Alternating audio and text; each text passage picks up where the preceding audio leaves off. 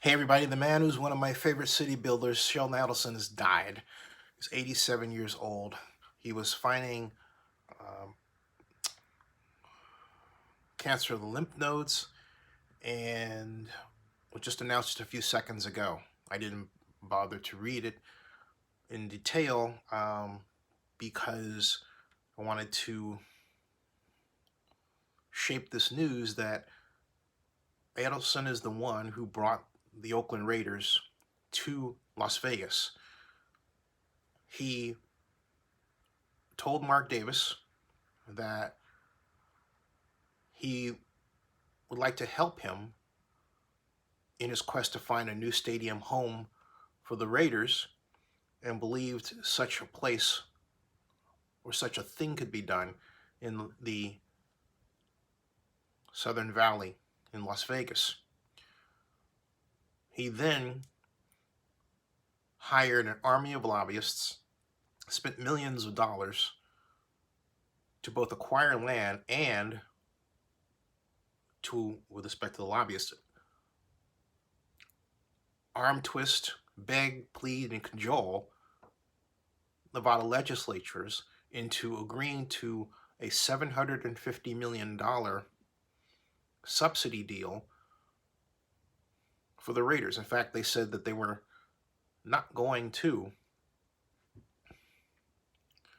leave the Southern Nevada Tourism Infrastructure Committee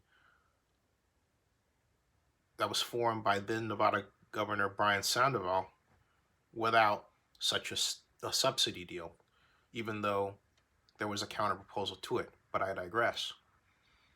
He got what he wanted. And he also wanted part ownership of the Raiders, which he did not get, and felt in the end double-crossed by Mark Davis. And I hope that the two were able to make up behind the scenes, because it would be a terrible thing to have Mr. Adelson leave us and yet have that bad feeling against Mark Davis in existence. In fact, it was said that at one point it was expected that Adelson's kids were going to buy the Raiders from Mark Davis, or at least his portion of the ownership.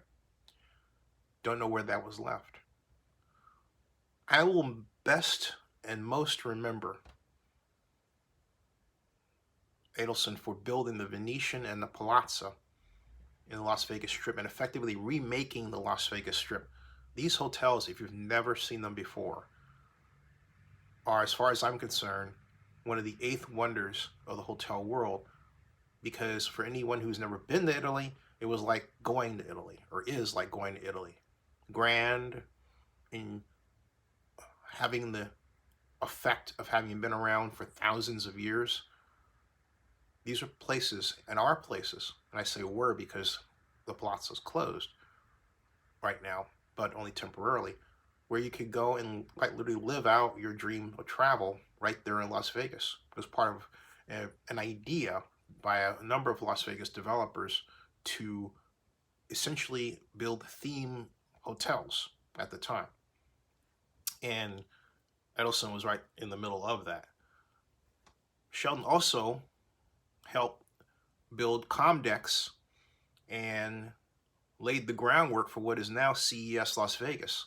And his Sands Expo was a great beneficiary of the growth of CES, and unfortunately harmed by, of course, the pandemic, like a number of other organizations in Nevada. Excuse me. Adelson, we remembered, I think, for his love for Las Vegas. The UNLV alum was always figuring out a way to help the people in and around the city. In fact, during the pandemic, he made absolutely certain that his employees were paid during the downtime where they had to stay at home to stop contributing to the spread of the virus. I know there are people who don't like that he was a donor, a major donor, arguably the major donor for Donald Trump for president. But as a person who's never had the pleasure of meeting Mr. Adelson, I'm going to take a daring guess that Adelson was among millions of people who were simply duped by Donald Trump. And I think that if Adelson had a full, clear picture of what he was getting into, he wouldn't have done what he did. He was also a staunch defender of Israel,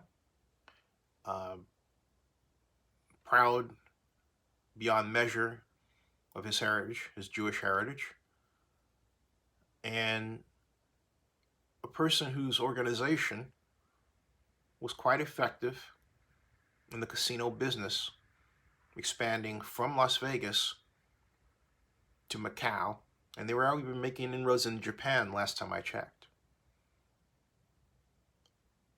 So how do I think Sheldon Adelson will be remembered? I think he will be remembered by some as a person who simply donated a lot of money to Donald Trump. But that would be an incorrect telling of his story. I think Sheldon Adelson should be remembered as a city builder. I think he should be remembered as a person who helped launch the modern Las Vegas.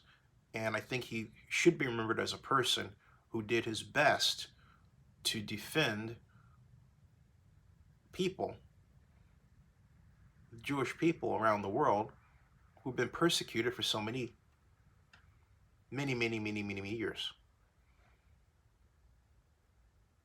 But I will also remember him as the person who spent the money to get the Raiders away from Oakland, and in the process managed to expose how weak our economic development system is in Oakland to this day.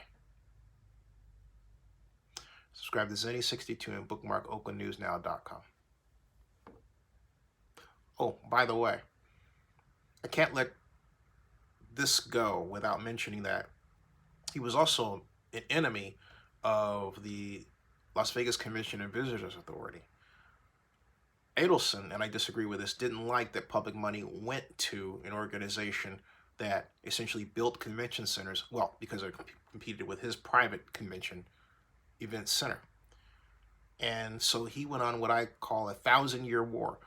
The reason the Raiders are in Las Vegas isn't just because Adelson loved Las Vegas so much he just wanted the Raiders there. Oh no. He engineered that subsidy to effectively take away some public money from the Las Vegas Convention and Visitors Authority. It was his latest effort to stop the flow of public money toward events and in effect engineer, or at least help engineer, a shift away from Las Vegas strictly casino and gambling focus, and one more toward entertainment, and in that instance, the sports aspect of it. Be well.